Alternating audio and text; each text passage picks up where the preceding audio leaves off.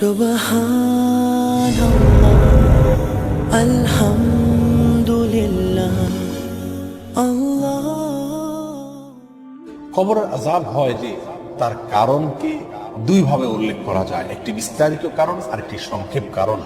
সংক্ষেপে বলা যায় এভাবে যে কবরের আযাব হবে ওই সমস্ত বদআমলের কারণে, যে সমস্ত বদআমলের ফলে একজন মানুষ জাহান্নামী হয়, জাহান্নামে নিয়ে যায় যে সমস্ত গুনাহের কাজে, সে সমস্ত অপরাধগুলোই কবরে আযাবের অন্যতম কারণ। কারণ একটি মানুষ যখন জাহান্নামী হয়ে যায় তখন তার কবরের আযাবের মুখোমুখি হয়। অতএব যে কোনো গুনাহ, যে কোনো অপরাধ, যে কোনো হারাম কাজে লিপ্ত হওয়া, এটি মৌলিকভাবে মোটা দাগে এক কথায় বলা যেতে পারে কবরের আযাবের অন্যতম কারণ। কিন্তু এখনো বিস্তারিত, অর্থাৎ কবরের আযাব কোন কোন বদআমলের কারণে হয় তার বিস্তারিত বিবরণ হাদিসে রয়েছে। অর্থাৎ নবী সাল্লাল্লাহু আলাইহি সাল্লামের হাদিস থেকে আমরা এমন কিছু গুনাহ এবং বদআমলের কথা জানতে পারি যেগুলোর ফলে কবরের আযাব হয় বলে নবী করিম সাল্লাল্লাহু আলাইহি সাল্লাম আমাদেরকে জানিয়ে দিয়েছেন।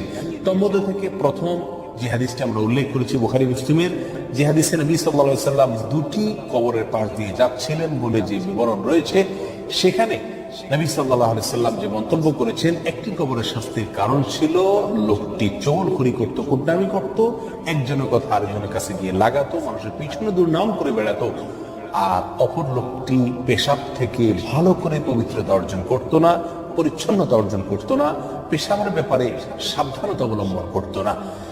তাহলে এই দুটি আমল, এই দুটি বদআমল, এই দুটি গুনাহ, এই দুটি খারাপ কাজ, মন্দ কর্ম একজন মানুষকে কবরের শাস্তির মুখোমুখি করে, এটি আমরা জানতে পারলাম। এর বাইরে সহিহ বুখারীর অনেকগুলো হাদিস কবরের আযাব বা বারজাখী জীবনের আযাবের বিষয়ে আমাদেরকে ইঙ্গিত দেয়। তার মধ্যে থেকে জেনার কথা রয়েছে, সুদের কথা রয়েছে। আজকাল জেনা, বিভিন্ন ধরনের জেনা হয়ে থাকে, হাতের জেনা, চোখের জেনা, মুখের জেনা, অনলাইনে বিভিন্ন ভাবে আমরা জেনা করে থাকি, বিভিন্ন দৃশ্য দেখে থাকি, চোখ দিয়ে যে আমি হারাম স্বাদ উপভোগ করি, এটা চোখের জেনা। এই যত ধরনের জেনা হতে পারে, এই জেনাকে কবরের আযাবের অন্যতম কারণ হিসেবে চিহ্নিত করা হয়েছে। সুদের লেনদেন বা সুদের কারবার যেটা, এটাকেও কবরের আযাবের অন্যতম কারণ হিসেবে উল্লেখ করা হয়েছে। মিথ্যা কথা বলা, এটাকেও কবরের আযাব হিসেবে উল্লেখ করা হয়েছে।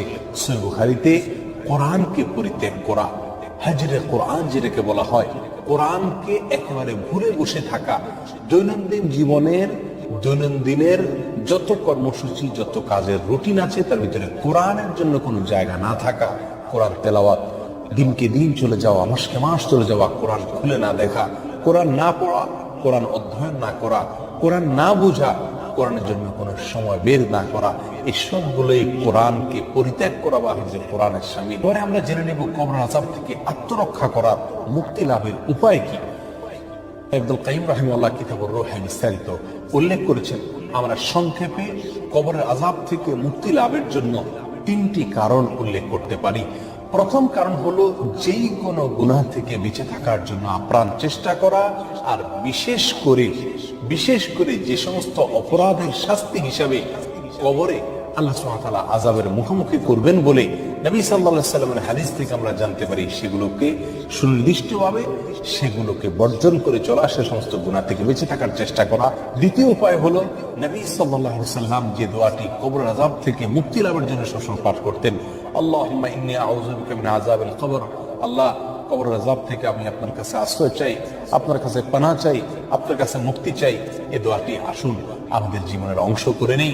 সকাল সন্ধ্যায় নবী সাল্লাল্লাহু আলাইহি সাল্লাম ফজরের পরে, মাগরিবের পরে দীর্ঘ দোয়া করতেন, যে দোয়ার ভিতরে এই অংশ রয়েছে, আল্লাহুম্মা ইন্নী আউযু বিকা মিন আযাবিল কবর, তিন বার করে ফজরের পরে, মাগরিবের পরে, সকালে সন্ধ্যায় এই দোয়া পাঠ করা।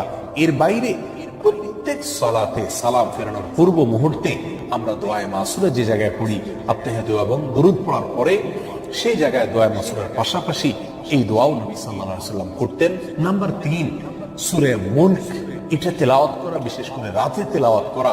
কারণ মুস্তাদরাকে হাকামে বিশুদ্ধ সূত্রে বর্ণিত হাদিসে আসছে, নবী সাল্লাল্লাহু আলাইহি সাল্লাম ইরশাদ করেছেন, সূরাতুল মুলক এটা মানিআতুম মিন আযাবিল কবর, কবরের আযাব থেকে মানুষকে রক্ষা করে, এটা কবরের আযাবকে প্রতিরোধ করে, একজন মানুষকে কবরের আযাব থেকে মুক্ত মুক্তি দান করে এই সূরা, অর্থাৎ সূরা তেলাওয়াতের আমল।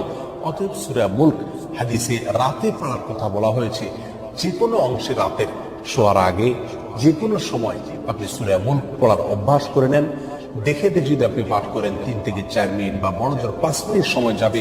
আর যদি তেলাওয়াত করতে আপনি না পারেন, তাহলে সেক্ষেত্রে আপনি মোবাইল ফোনে এরকম ভাবে এই সূরাটাকে চালিয়ে আপনি শুনুন। ইবনে কাইয়্যিম রাহিমাহুল্লাহ কবর আযাব থেকে মুক্তি লাভের জন্য আরেকটি উপায় বর্ণনা করেছেন স্পেশালি, সেটা হলো প্রতিদিন তিনি পরামর্শ দিয়েছেন শোবার আগে 1 মিনিটের জন্য হলেও অন্তত আমরা যেন কল্পনা করি, ধ্যান করি, হিসাব নিকাশ করি যে আমার সারাদিনের যে কর্ম আজকে ছিল, এই কর্মের ফলে আমি কি কবরে শান্তির মুখোমুখি হব নাকি শাস্তির মুখোমুখি হব, পুরস্কারের মুখোমুখি হব নাকি তিরস্কারের মুখোমুখি হব। শুধুমাত্র 1 মিনিটের জন্য যদি আমি সবার আগে প্রতিদিন চিন্তা করি, তাহলে ইনশাআল্লাহ আমার জীবনের পরিবর্তনের জন্য এই 1 মিনিটের চিন্তা অনেকখানি প্রভাব ফেলবে, অনেকখানি যথেষ্ট হবে ইনশাআল্লাহ বিদিনিল্লাহ। আসুন কবর আযাব থেকে মুক্তি লাভের জন্য এই আমলগুলোকে নিয়মিত করার চেষ্টা করি, আমরা সবসময় করার চেষ্টা করি সমস্ত বদ আমল থেকে, এবং সুনির্দিষ্টভাবে কবর আযাব হয় যে সমস্ত বদ আমলের কারণে সেগুলো থেকে বেঁচে থাকার চেষ্টা করি।